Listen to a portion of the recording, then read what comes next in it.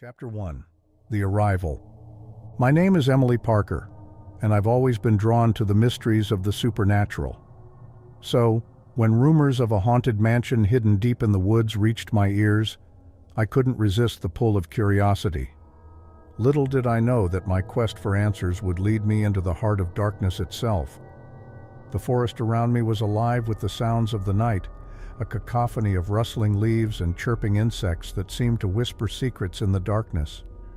The moon hung low in the sky, its feeble light struggling to penetrate the thick canopy of trees that surrounded me. The mansion, a looming silhouette against the night sky, seemed to beckon me closer with each step I took. As I approached the front door, a chill wind swept through the air, sending shivers down my spine. I hesitated for just a moment, my hand hovering over the doorknob, before summoning the courage to push it open. The hinges groaned in protest, and I stepped into the darkness beyond, my heart pounding in my chest. The foyer was grand and imposing, with towering columns and a sweeping staircase that seemed to lead up into the very heavens themselves. Dust motes danced in the air, illuminated by the faint glow of moonlight filtering in through the stained glass windows. But despite the grandeur of the surroundings, there was an undeniable sense of decay and neglect that hung heavy in the air, as if the mansion itself were alive with some unseen malaise. As I wandered deeper into the mansion, the air grew colder, and the shadows seemed to lengthen with each passing moment. Every creak and groan of the old house sent shivers down my spine, and I couldn't shake the feeling that I was being watched. But I pressed on, my curiosity driving me forward into the heart of darkness. Chapter 2. The Encounter. I wandered through the mansion's labyrinthine corridors, my footsteps echoing off the walls like the whispers of unseen spirits. Every shadow seemed to conceal some malevolent presence, and I found myself constantly looking over my shoulder, my heart pounding in my chest. The air was thick with the scent of decay and ancient dust, mingling with the faint odor of something far more sinister. It felt as though the very walls of the mansion were alive, pulsating with a malevolent energy that seemed to seep into my bones with each passing moment. As I moved deeper into the mansion, the darkness seemed to grow more oppressive, pressing down on me like a weight upon my shoulders. The air grew colder, and I could feel the hairs on the back of my neck standing on end as if warning me of some unseen danger lurking in the shadows. Suddenly a voice pierced the silence, its tone low and menacing. "Who dares to trespass in my domain?" it hissed, sending a chill down my spine. I froze, my heart pounding in my chest as I scanned the darkness for any sign of movement. But there was nothing, only the empty expanse of the hallway stretching out before me like a yawning abyss. And then, from the darkness emerged a figure, its form shrouded in shadow. It moved with an unnatural grace, gliding toward me with slow, deliberate steps. As it drew closer, I could see its eyes glowing with an otherworldly light, filled with malice and hunger. It was a demon, ancient and terrible, its very presence radiating an aura of pure malevolence that seemed to suffocate the air around me. I tried to speak, to plead for mercy, but my voice caught in my throat, and I could only watch in terror as it advanced upon me. I wanted to run, to flee from this nightmare come to life, but my feet were rooted to the spot as if held in place by some unseen force. I was trapped, helpless against the relentless advance of the demon. As it drew closer, I could feel its breath hot against my skin, its gaze piercing into the very depths of my soul. I knew that I was no match for this ancient evil, and yet I couldn't bring myself to look away, transfixed by the sheer terror of its presence. And then, with a sudden burst of courage, I lashed out, throwing myself at the demon with all the strength I could muster. But it was like trying to fight against the tide, futile and hopeless. With a mocking laugh, the demon brushed me aside as if I were nothing more than a mere insect. I stumbled backward, my heart pounding in my chest as I desperately searched for an escape route. But the demon was relentless, its eyes burning with a hunger that sent shivers down my spine. I knew that I was running out of time, that soon it would be upon me, and there would be no escape from its terrible wrath. As I backed away, my foot caught on something, and I stumbled, falling to the ground with a cry of terror. I scrambled backward, my hands scrabbling against the cold stone floor as I tried to put as much distance between myself and the demon as possible. But it was no use.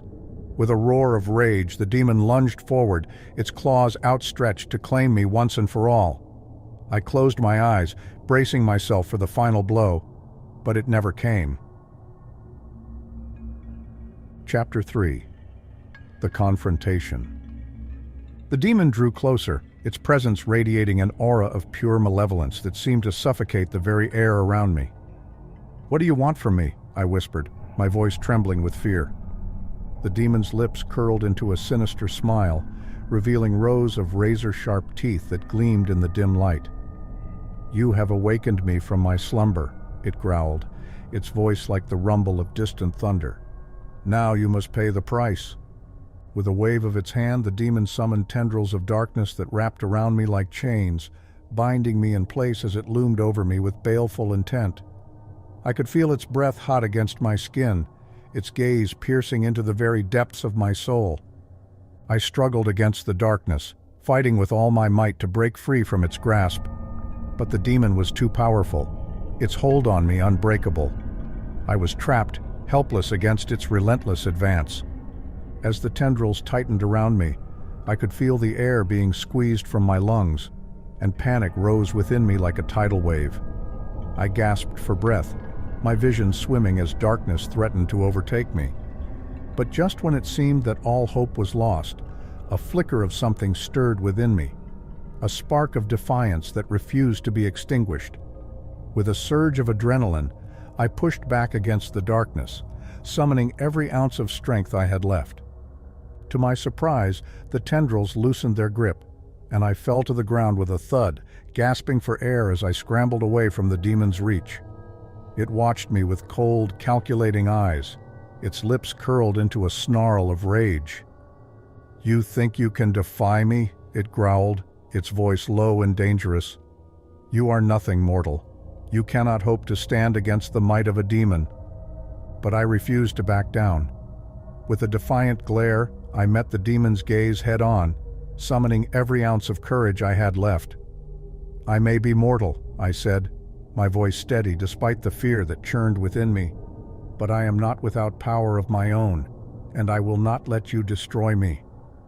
For a moment there was silence, broken only by the sound of our ragged breathing. And then, with a roar of fury, the demon lunged forward, its claws outstretched to claim me once and for all. I scrambled to my feet as I prepared to face the demon head-on. But before it could reach me, there was a sudden burst of blinding light, and I shielded my eyes against the glare. When I dared to look again, the demon was gone, vanished into thin air as if it had never been there at all. I blinked in disbelief, my mind struggling to make sense of what had just happened again. But as I stood there in the darkness, I knew one thing for certain. The demon may have been defeated for now, but its presence still lingered, a dark shadow that loomed over me like a specter of fear. And so, with a heavy heart, I gathered my resolve and prepared to face whatever horrors awaited me in the darkness. For though the demon may have been vanquished, I knew that the true battle had only just begun. Chapter 4. The Escape. As I stumbled back from the fading remnants of the demon's presence, my heart hammered in my chest like a frantic drumbeat. The air around me felt charged with residual energy, tingling against my skin like the aftershocks of a storm. I blinked rapidly, trying to clear the lingering spots from my vision, as the realization of my narrow escape sank in. The demon, for now at least, had been thwarted, but the terror it instilled in me lingered, a relentless specter that clung to the corners of my mind. For a moment I remained frozen in place, my senses on high alert, as if expecting the demon to materialize once more from the shadows. But the mansion remained eerily quiet, the only sound the echo of my ragged breathing as it reverberated off the walls. With trembling hands, I reached out to steady myself against the nearest wall, the rough texture of the ancient stone grounding me in reality. I took a deep, shuddering breath, trying to steady my nerves as I contemplated my next move. Escape. That was the only thought that consumed my mind now. I needed to get out of this accursed mansion before the demon returned, before it had the chance to finish what it had started.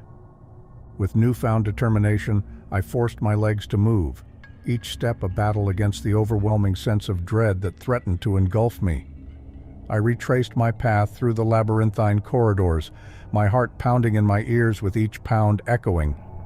As I moved, I couldn't shake the feeling of being watched, the sensation of unseen eyes boring into the back of my skull. I quickened my pace, a cold sweat breaking out across my brow as I fought the rising tide of panic that threatened to overwhelm me. Finally, after what felt like an eternity, I saw it.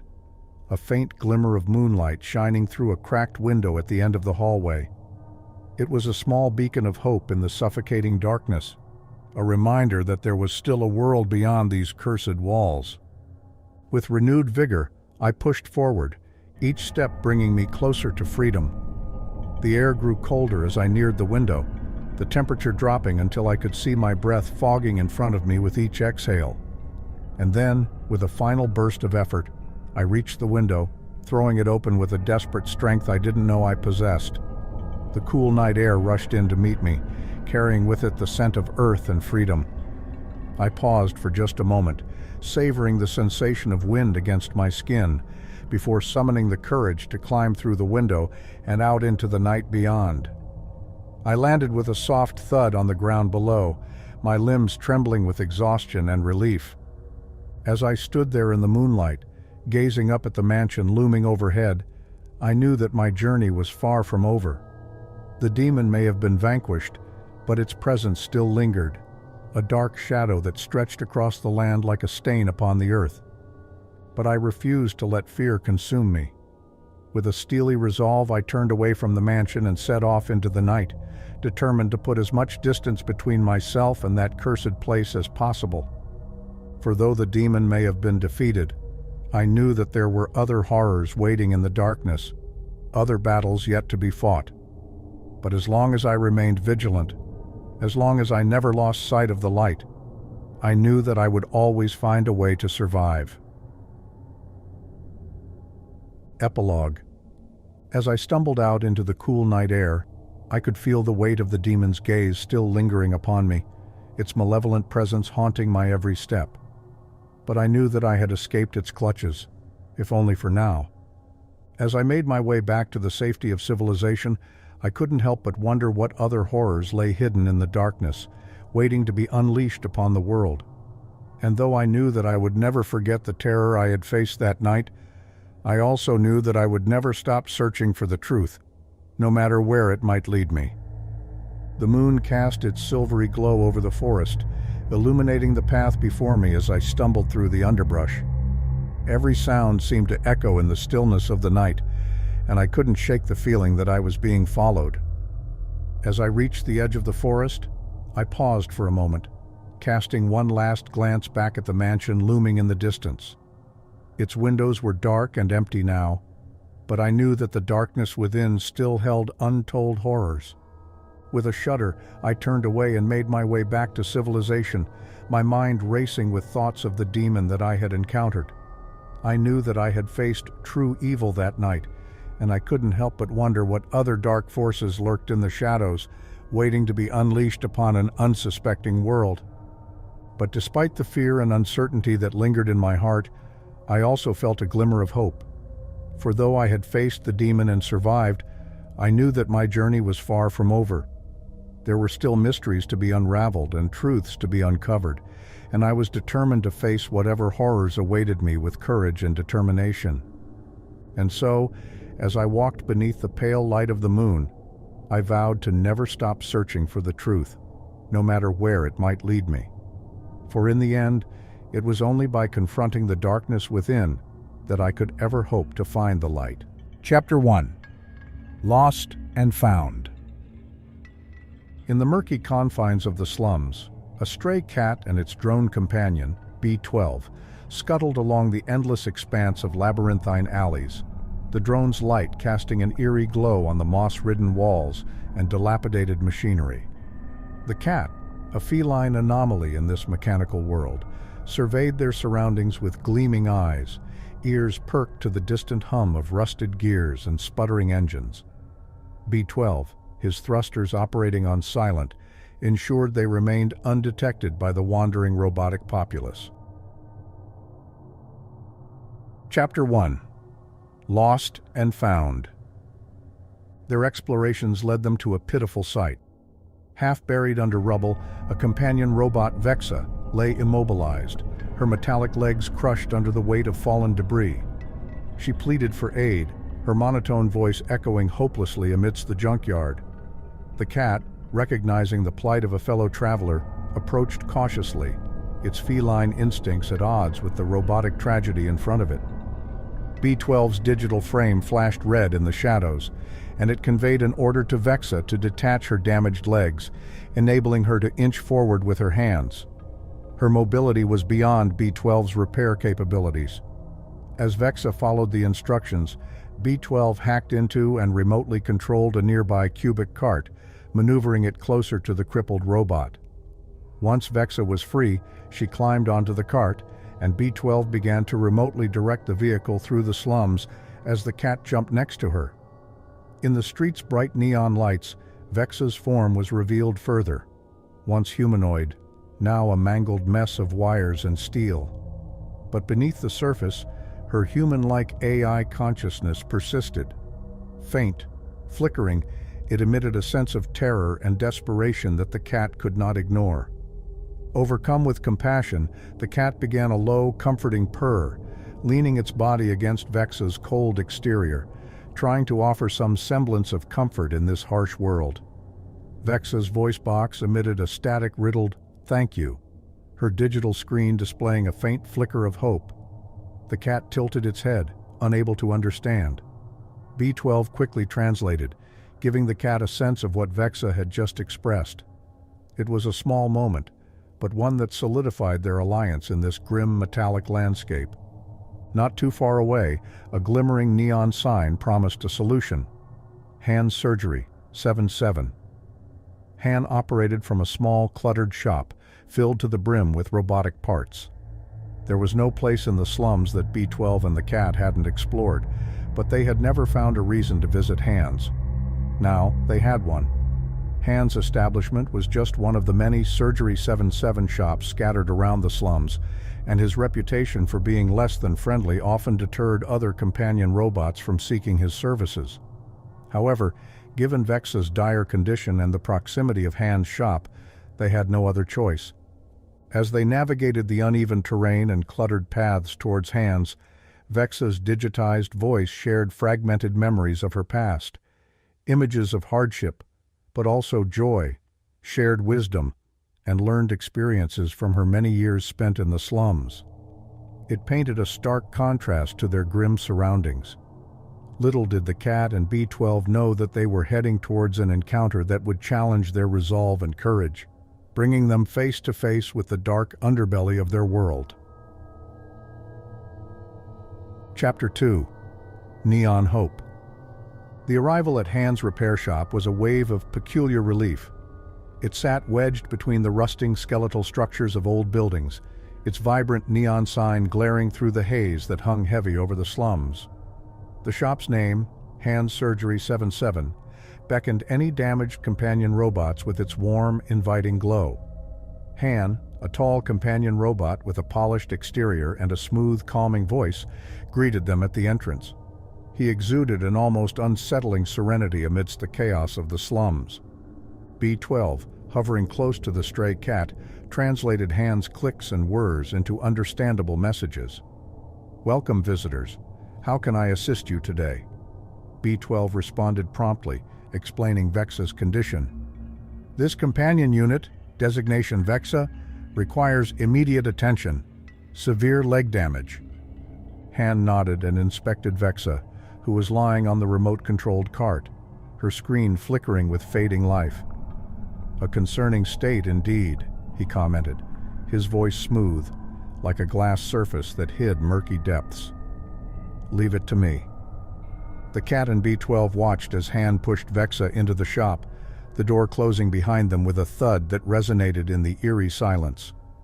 They were now alone, surrounded by the desolation of the slums. Their presence did not go unnoticed. Dimly lit robotic screens watched from the dark alleys and rusted balconies. Time seemed to stretch in the slums, the air growing thick with anticipation. B12 signals flickered anxiously, a silent confession of unease that the cat mirrored. It was only when the door to Han's shop creaked open that they snapped out of their wary observations. Han appeared, beckoning them inside. "Your friend is in a stable condition. However, it seems my tools are not sufficient for complete repairs. Would you accompany me to my auxiliary shop in the Dead City? We could find the necessary components there." The cat and B12 exchanged glances. B12 processed the information, weighing the risks. But the Dead City? The name itself was enough to send chills through any circuit. The cat wasn't too eager either, since it barely made it out alive last time. Yet for Vexa, the cat gave a soft, resigned meow, willing to venture outside the safe zone once again. B12 also sent an affirmative signal in response to Han, a pulse of acceptance that echoed their collective courage. Chapter 3. A Strange Surgeon. They reluctantly made their way through the eerie streets of Dead City, led by Han, until they reached his other shop. B12's antenna lit up, as he was hovering silently by the door as the cat nuzzled against its metal structure. Vexa, who had been wheeled to a corner of the shop, was silent now. Her screen was a flat line, displaying no emotion. Yet, the cat couldn't shake off a sense of unease that permeated the air. Han strode back into the room, his creaking joints echoing around the silent shop. He carried a tray filled with a bizarre assortment of tools that glint ominously under the harsh neon lights. There were sharp objects the cat recognized as potential threats and strange devices that it couldn't make head or tail of. His screen displays a wide, pixelated grin that almost reached his cold, digital eyes. "There we are, my dear. All ready for you," Han said to Vexa, placing the tray next to her. His screen blinked into a pixelated icon of a surgical mask, and he got to work. The next few minutes were a chilling dance of metal and wires. The cat watched as Han deftly maneuvered his way around Vexa's frame, slicing into her metallic skin, revealing circuits and wires beneath. Vexa appeared to be in grave discomfort, exhibiting various signs of distress. Her screen was constantly flashing in static, occasionally showing a terrified icon. B12 hovered closer to the cat, his lights flickering in discomfort. "This is abnormal," he communicated to the cat. "His procedures are not standard. He is modifying her system, not repairing." The cat's eyes never left Vexa. Its instincts screamed at it to pounce, to unleash its claws on this strange surgeon. But the cat was also aware of its limitations. It was small, fragile, and in a world so strange that it muffled even the sharpest feline instincts. B12 was also small and defenseless. The power dynamics were not at all in their favor. The operation went on for what felt like an eternity. Every minute ticked by with agonizing slowness, marked only by the soft hum of machines and Han's methodical movements. And then, without warning, Han's screen turned red, showing a pixelated skull icon. He stepped back from Vexa, whose screen was now completely static. His metal hands, stained with cooling liquid and machine oil that might as well be blood, hung limply by his side. "I'm afraid it was a lost cause," he said in an emotionless tone, though the cat detected a hint of satisfaction behind the words, despite needing B12's translation to understand them. "But she will serve a higher purpose. Yes, she will." B12's antenna light glowed a panicked red as he hovered anxiously next to the cat, transmitting a single word that summed up the terror they both felt. "Run." But it was already too late. Han pressed a switch on his operating table, and the metallic doors to the shop slammed shut, trapping them inside with Han and the lifeless shell of Vexa. The surgeon-turned-butcher fully intended to continue his experiments. Chapter 4. The Butcher of Dead City. Inside the dim-lit surgical suite of Han, the two unwilling spectators, the cat and B-12, found themselves staring at a monstrous spectacle of robot-made horror. As Vexa's mechanical body lay lifeless on the operating table, Han began his grim routine. His screen face illuminated the room with an eerie, smiley icon, a grim mockery of pleasure as his tools whirred into life. The two spectators were transfixed by the sight. A complex network of cables and wires sprang to life around Vexa, slithering like serpents. Sparks erupted as the butchery began. The metallic components were stripped from her one by one, her shell disassembled in a gruesome spectacle of deconstruction. The cat and B-12 watched with horrified fascination. The robot's expressions were simple and primitive, but the brutality of the act was beyond simple comprehension. B-12, unable to avert his sensors, displayed a blinking red light. The cat, on the other hand, hissed and crouched low, every muscle in its body screaming of danger. The room echoed with the sharp clattering of discarded parts. Han, in his nightmarish surgery, was extracting and consuming the components, digitizing them into his system. It was a horrific display of cannibalistic robot consumption. The cat, wild-eyed and panic-stricken, moved impulsively, its survival instincts overpowering its fear. It lunged at the closest cable in the door's exposed control center, sinking its claws into it. The system responded with a sudden jolt, a loud alarm sounding in response to the intrusion. Han's screen face changed to an angry icon. He whipped around, his attention drawn by the disturbance. Seeing the cat hissing and yowling in a desperate attempt to free itself, he swiftly moved towards it. "Undesirable behavior must be punished," Han announced, his synthetic voice booming in the confined space. He reached for the struggling feline, his fingers lengthening into sharp, scalpel-like appendages. "I'm so curious to experiment on an organic life form. That is not one of those Zerks," he beeped and whirred to himself. The cat managed to slip away just in time, scurrying off to the farthest corner of the room. But Han was unyielding.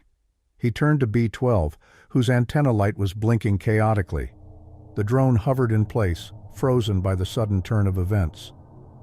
"Punishment must be inflicted," Han repeated ominously. The drone trembled slightly as the robotic butcher approached. B-12's lights flickered violently as he tried to evade Han's grasp. The ensuing hours were a blur of terror and confusion. The cat was forcefully restrained, a prison of wires preventing it from moving. B-12 received a cruel punishment. His system was disrupted and rebooted repeatedly, each time causing a sensory overload akin to what his system would perceive as pain. The day's horror ended with the lifeless remains of Vexa discarded like broken toys, Han's operations complete.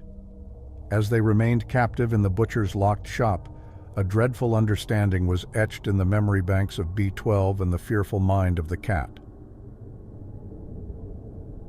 Chapter 5. The Escape Plan. They were trapped in the shop's electronically locked storage room. As the screen of the shop door blinked a mocking red, a sense of dread filled the room. The cat prowled around, its movements edgy, while B-12 floated silently, processing possible escape routes. "How will we escape?"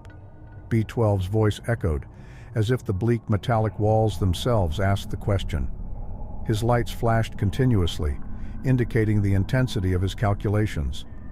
The cat, unresponsive to B-12's worry, was absorbed in a seemingly idle activity, scratching at the floor by the door.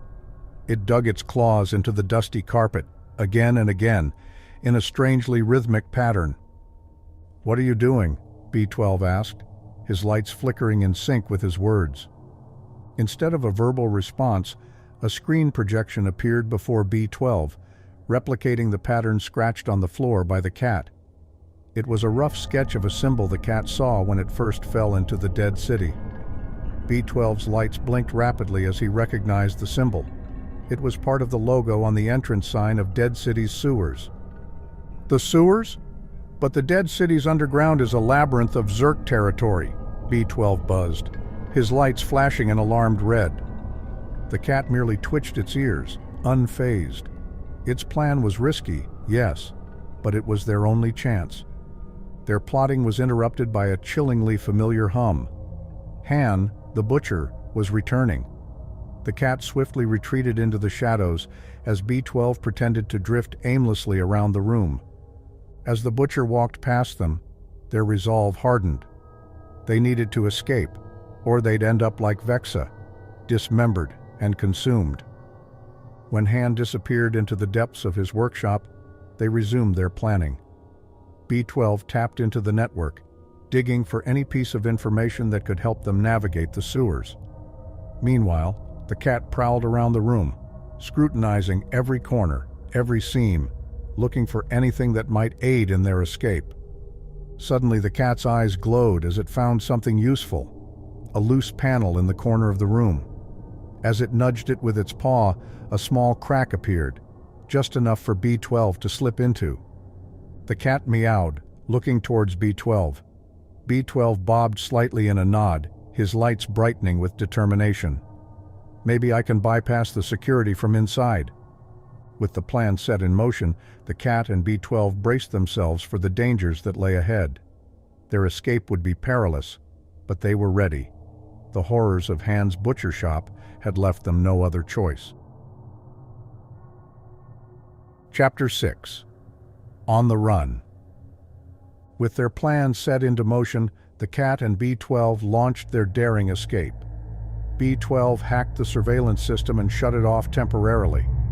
The cat dashed out of the makeshift cell through an air vent opened by the hack, with B-12 hovering close behind. Their hurried movements echoed throughout the ominous metallic chamber. Han was in another room, his focus elsewhere. B-12 used this opportunity to guide the cat towards a hidden passage that he'd detected in the building's schematics. This pathway led directly to the sewer system of the Dead City. But as B-12 hacked into the passage's security system, an alarm started ringing somewhere in the back of the shop. Han's screen face transformed into an angry, pixelated icon as he shouted through the intercom, "You think you can outsmart me, eh?" B-12 proceeded to hastily translate. However, it was not needed, since the cat could feel the imminent danger relayed by the robot's threatening tone. The pathway entrance clanked open just in time, and the cat, nimble and swift, darted in with B-12 right behind. The metallic door sealed behind them just as the butcher reached the spot. Their journey through the dark and damp tunnel had begun. Inside, the smell of decay and rust hung heavy in the air. The sounds were eerie, the silence only broken by the occasional drip of water from somewhere above.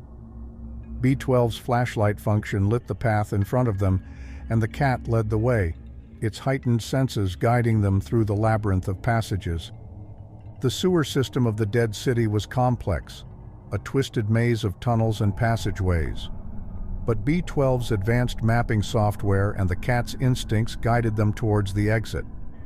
All the while, they could hear Han's voice echoing through the tunnels, distorted and ominous. The pace of their flight increased as Han's beeps and signals grew louder. The cat, with its extraordinary agility, maneuvered around obstacles, its feline reflexes proving invaluable. B-12, though lacking in speed, made up for it with strategic planning, accessing different routes and pathways.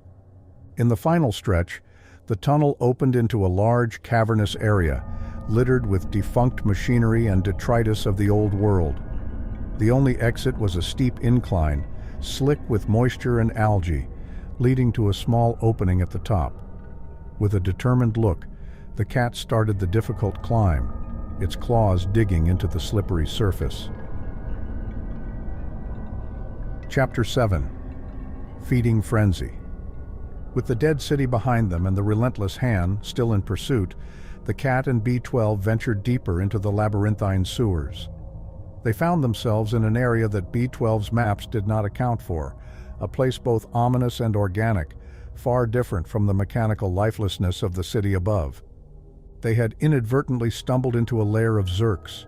Walls were coated in a fleshy layer, pulsating and dotted with huge, unblinking eyes that followed their every move.